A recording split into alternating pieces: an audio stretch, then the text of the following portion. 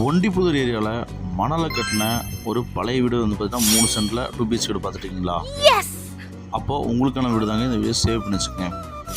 நமக்கு west facing சைட்டில் north facing இடம் வச்சு கார் பார்க்கிங்கோட ஒரு 2 BHK ஒரு வீடு வந்து பார்த்தீங்கன்னா பழைய வீடு விலைக்கு வந்துருக்குங்க.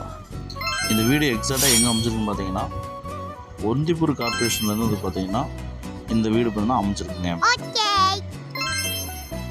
ஹால் வந்து பார்த்தீங்கன்னா 10 கார்னர் சைஸில் கொடுத்துருக்காங்க.